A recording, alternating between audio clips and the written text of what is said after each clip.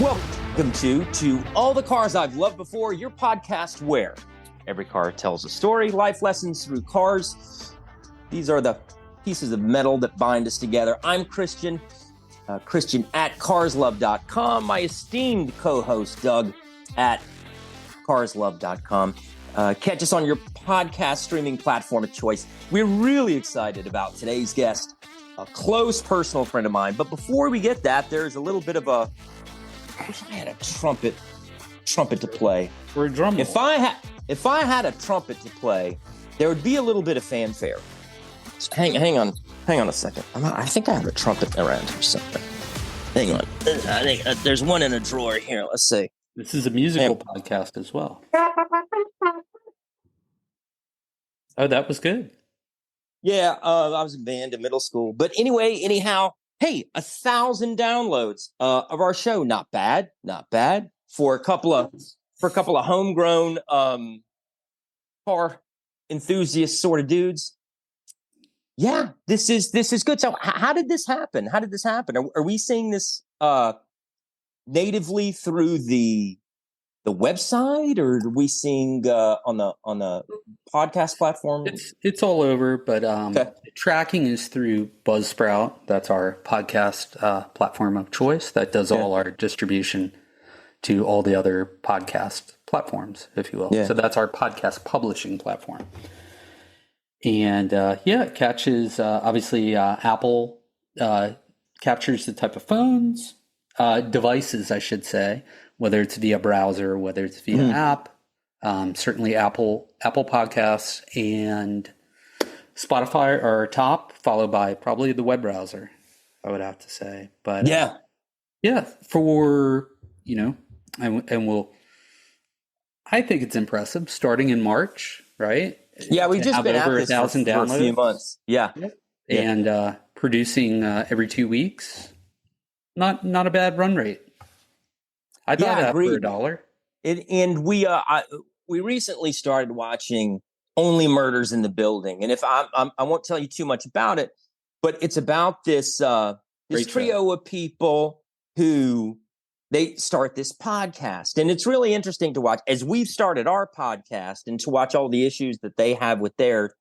It's kind of and you out there in listener land might be starting your own podcast. It's just really interesting the way you learn a lot of these things as you go along.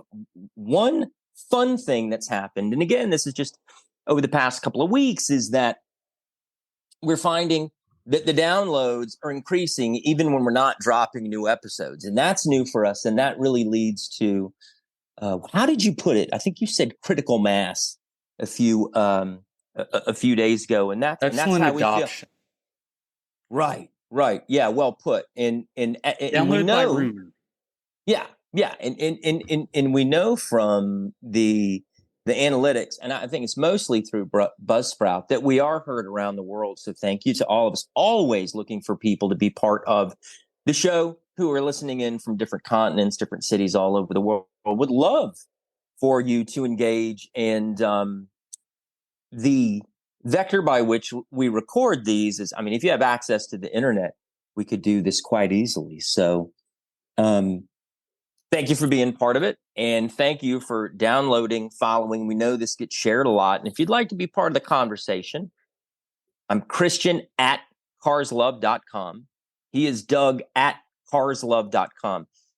Curious, CARS loved.com. Carslove.com. Don't get carlove.com. That's not us. Somebody just bought a domain like us, right? Apparently.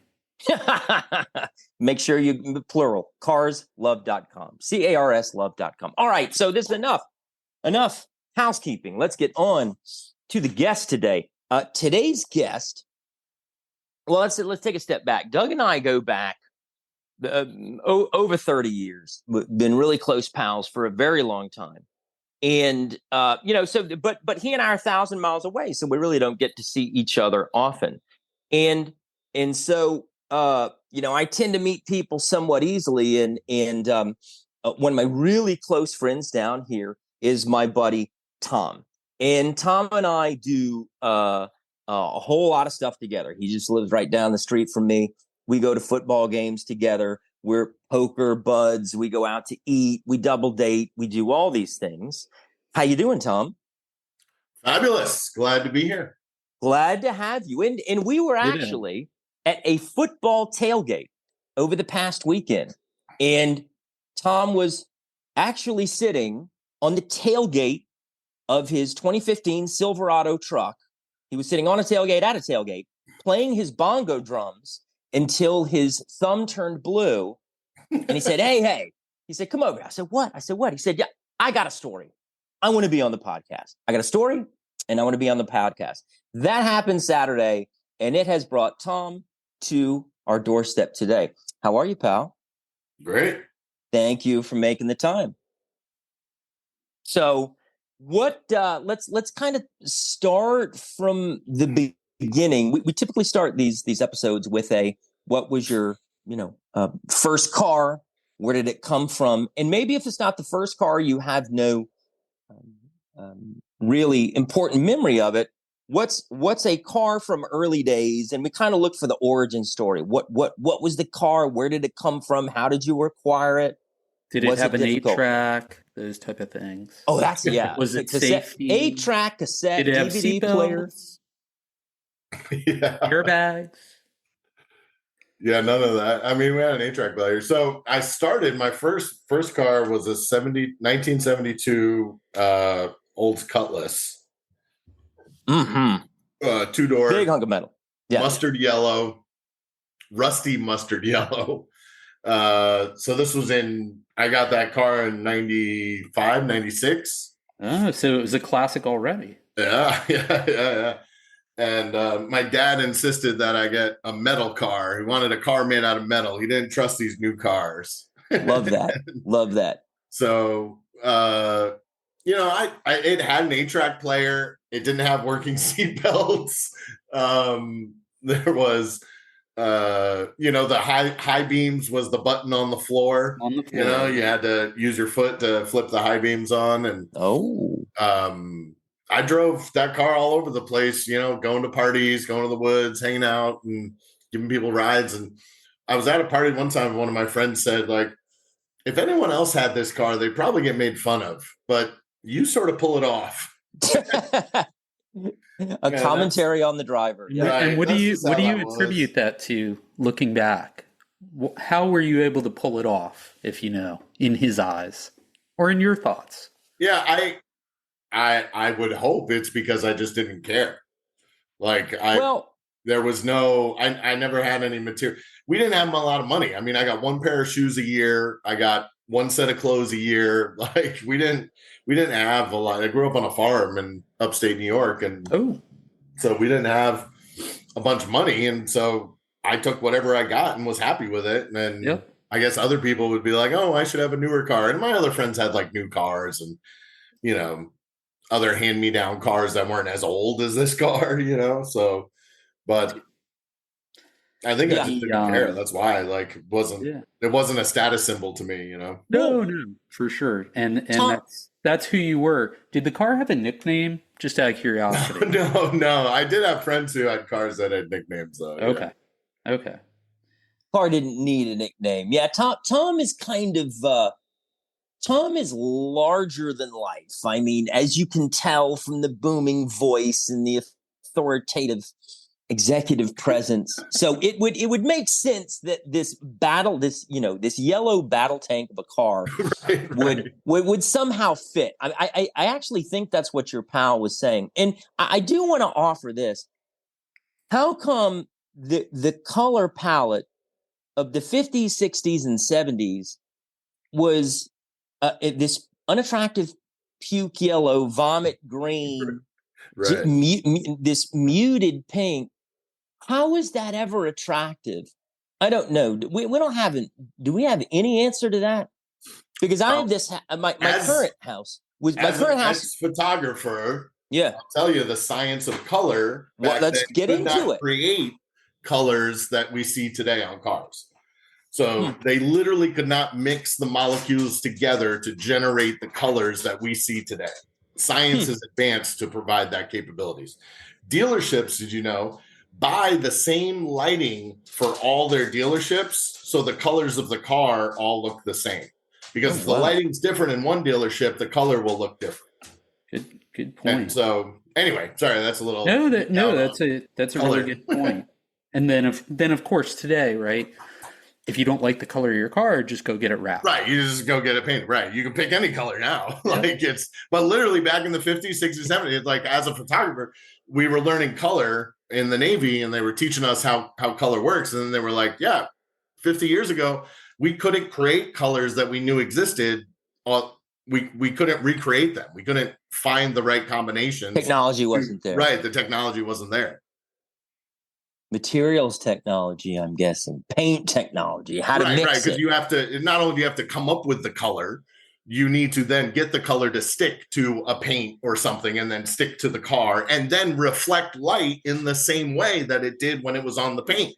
Good point. So when it would react with the metal, the color shifts. And so they learned all that over time. But that's why there was like 5 colors of a car. Like Henry Ford said, you can have it any color you want as long as it's black. So good. So good. He was forward thinking.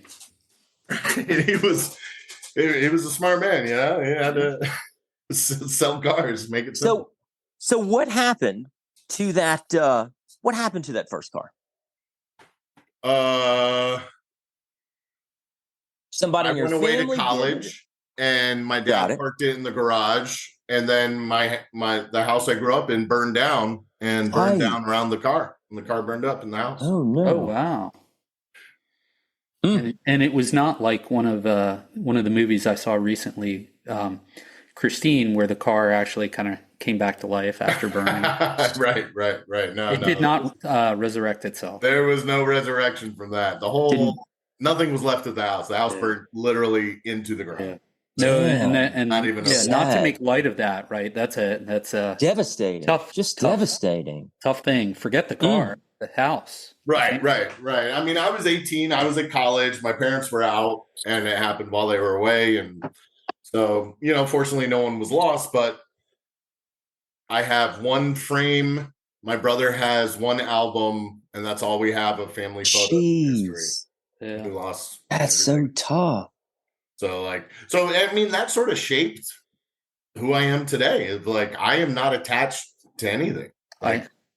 Great point. Great point. It's sort of it made me realize that home wasn't the building, because for me, when I was growing up, and your home, my parents built that house on our my family settled the area that I grew up in New York. So 1600s, came over on the boats.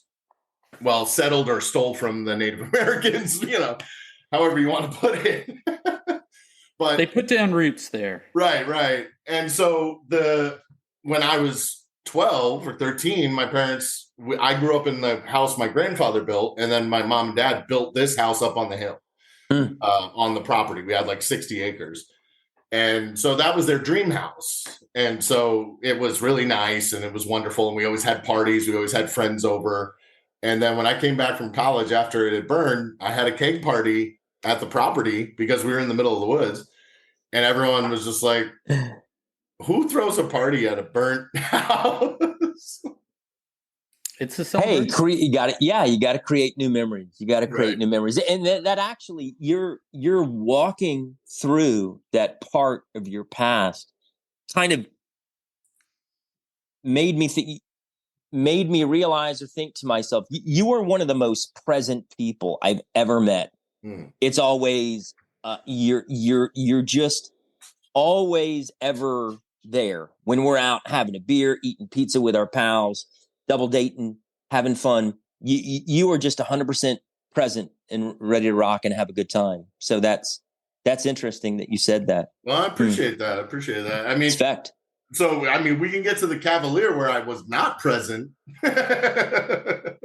We can. So let's, what other cars kind of led you through to the Navy? Because you mentioned something interesting, that you served and you didn't have a car for years, for a period of time. And that's one thing that I kind of found 6 years, I think. Right? Yeah. He didn't have anything sort of sitting in, sort of sitting and waiting for him. I thought that was interesting. Go ahead. You were going to say something. No. So I would say fall of 97 is when the house burned. I was in college. I didn't have another car until I bought a 2005 Chevy Cavalier. So until 2005, I didn't have a car. The time in the Navy, I didn't need a car. I was out to sea all the time. So, right. I mean, a lot of guys bought cars, but they just sat in the parking lot, you know? Yeah, he traded in his car for an aircraft carrier, a high mileage one. Yeah, but right. We get that. So, yeah, the Cavalier. What led you to that? Was it just kind of, did you get off the boat and it was for sale by the base? No. I got out in 2002 and moved to Lake Tahoe, partied it up in Lake Tahoe for a couple of years, just wanted to hide away in a hole, and then moved home in 2004. Okay. And then 2005. So at that time in my life, I had a real problem with alcohol and drugs. And so I'd already drinking myself homeless once in Tahoe, and my parents sent me some money and I got a plane ticket and flew home, you know. There was another big event in 2005, though. Later in 2005, so I was Holden. waiting tables or whatever, and drinking and partying, and woke up one day and I had a car. So some 3-day bender, I somehow had convinced my dad to co-sign and bought a car in the process. I don't remember any of it. Well, you would need another car because something significant happened in Louisiana that called you there in August of 2005, right? Right. So does that hurt? I got sober. I got sober in June of 2005. So the car was one of the triggers. And then absolutely, my brother wanting to disown me was the final straw. And so I finally got sober in 2005, and I've been living a good life ever since. So haven't had a problem with alcohol and drugs since, thanks to Alcoholics Anonymous and getting help. Right. So that's an important, worked on myself, fixed my problems. But anyway, so got sober in June 2005, met a girl. She was going to law school in New Orleans. She came up during Katrina to get away. And then when she left, I knew I wanted to be with her. I didn't have anything going on in New York. So, I mean, that's the beauty of a car, right? Like, I can go somewhere. I can get away. Absolutely. Like, I have some autonomy, right? So I just packed up the car. I had like $600-$700 and drove to New Orleans. And on the way, I stopped and saw my best friend from childhood in Greenville, South Carolina, and decided to buy a wedding ring, and then drove to my ex-wife now, but my soon-to-be wife, at the time, drove and proposed to her. Surprised her, just drove right to where she was, and she thought I was going straight to New Orleans. And so then I went to New Orleans post Katrina and just helped rebuild. I mean, it was the greatest choice and decision I ever made. I mean, my brother, once again, was like, it is so you that everyone's running away and you're running in. I can see that. Like anyone else telling me that they have an idea that they're going to go to where there's complete devastation and everyone else is leaving, I'd tell them they're crazy. He's like, but for you, it makes sense. Like, so what sort of stuff would you do? What did you see? Dude, what did you experience? It was like, so I was there. So Rita hit New Orleans 2 weeks after, or 3 weeks after Katrina. That's right. I got there a week after Rita. And so it'd only been about 4 or 5 weeks since Katrina hit. When I flew into Pensacola, not flew. I got to Pensacola from Mobile, and it's a 3-hour drive from Pensacola to New Orleans. That's right. It's 2 hours from Mobile to New Orleans. Mobile was the last building I saw on the highway until I got to West New Orleans. Wow. Leveled. Everything gone. Nothing but concrete slabs where there were gas stations for hundreds of miles. It was unbelievable. And then driving in through East New Orleans, everything was still underwater. And you're just driving by these in an entire neighborhood, apartment complexes, with 6 feet of water. Unreal. Just lined across the bottom as you're driving along on the highway. Yeah. And then So then I just started, like, it was like a mining town. There was nothing but National Guard and men and doolies, like construction workers, right? And so I learned where you would stand and get picked up for work. So I followed the Mexican guys, and we would stand on the corner. We'd stand outside of Home Depot. And I learned real quick, you follow the older, more senior guy because he waits. And so construction guys would just drive by and be like, $25 an hour, $50 for the day, $100 for the day. And as the day went on, they got more and more desperate. And so their price would go up. So the young guys all jumped on the first truck that came. And I noticed this guy sitting over here waiting. And I'm like, why is he waiting? And so I waited with him. And I was like the only English speaking guy around, right? Wow. And so we would some guy would pull up and be like, $200 a day. And we'd hop in the back of the truck and he'd drive to a neighborhood and we'd go in the house and gut the house.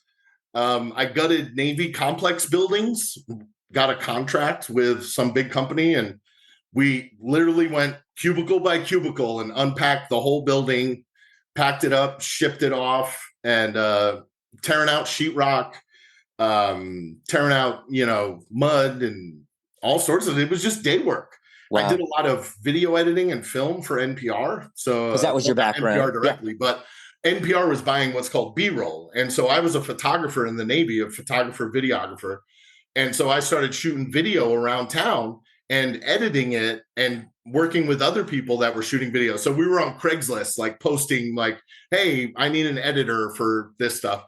Yeah. And we would go interview people and just grab B-roll footage of people dealing with the aftermath of the storm, and NPR and a lot of documentaries started buying it up. But I was just getting paid like, $30 an hour or something, just edit video, which was good money, And I mean, this is the only Katrina story. This is a Katrina story everyone needs to hear.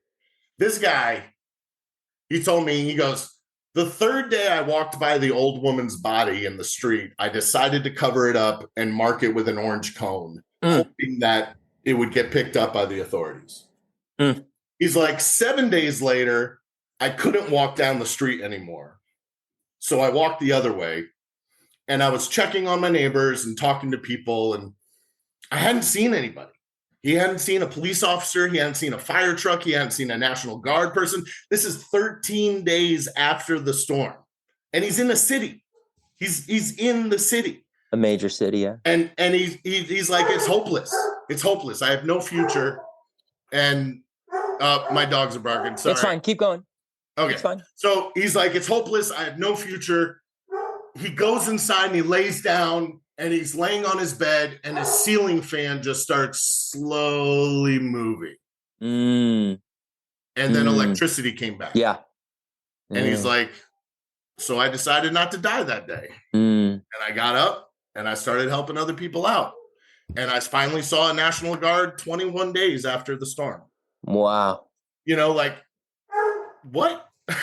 Like, it was just so mind-blowing to hear these stories, Yep. And to people in New Orleans, Katrina's not the hurricane; it's a flood. That's the hurricane did not cause the damage. The flooding and the poor management of the water caused the damage. So anyway, enough about Katrina. So I had the Cavalier the whole time, and it's just a 2-door low rider, right? And the roads are all messed up and muddy, and I'm like driving around. Google Maps is sending me directions, and the roads just don't exist. Like the road just ends, and I got to turn around, and I got stuck a couple times. I got that Cavalier zoom in. I was like, Cavalier has some stories. Wow. And reliable too. Right. Never had a problem with it. Well, fantastic. So I shortly got married after that, and we loaded up in 2007. We had a kid, our first kid, and we decided to move to Pensacola, loaded up the car, the Cavalier, and a moving truck or whatever. But we were driving to Pensacola, and I had to change the diaper, and the Cavalier's got no room. So we had to pull over and pop the trunk and change the diaper in the trunk, Yeah, I think you got there are Cavaliers that the option package comes with a diaper changing table in the trunk, and I'm sure you availed them. Right. I think it comes with a moonroof. I had crank windows. I had an ashtray. Like, it was old. That was like the last of the Vintage. old models. I don't Yeah, even know if they ashtray, sell cigarette windows lighter, like a real one. Right. Does your son or daughter like that story about the diaper changing in the back of the old Cavalier? Oh, I don't think I've told them about it. Oh, well, But they're going to know now. Yeah, this is so great that you're able to, reminiscing about these stories and kind of get it down on celluloid for the next generation. Yeah. Right. So with the kid, we had to trade in the Cavalier, and I was upside down anyway. No surprise that my blackout did not improve my negotiation skills at the dealership.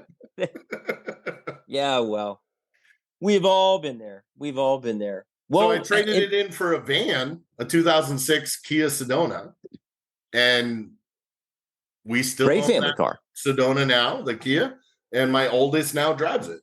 Oh, nice. Oh, I understand Circle. now. That's what John's driving now. Yeah, Gotcha. yeah. Fantastic. And, well, what color is the Sedona? Silver.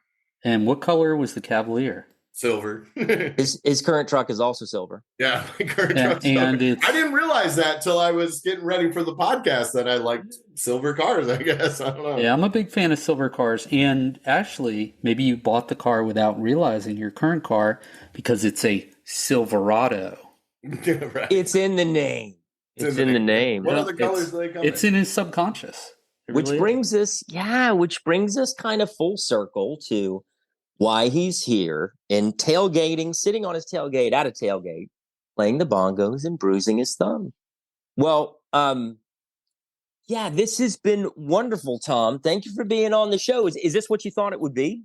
Yeah, it's great. I really enjoyed going through these memories and processing, because I think as we get older, our timeline shifts, right? Like now that was 20 some years ago, it's like, wow, how did that happen? And then, so it really helped to like piece together some of the story and recognize like when things happened and just remember where we came from, right? Like, that's so well put.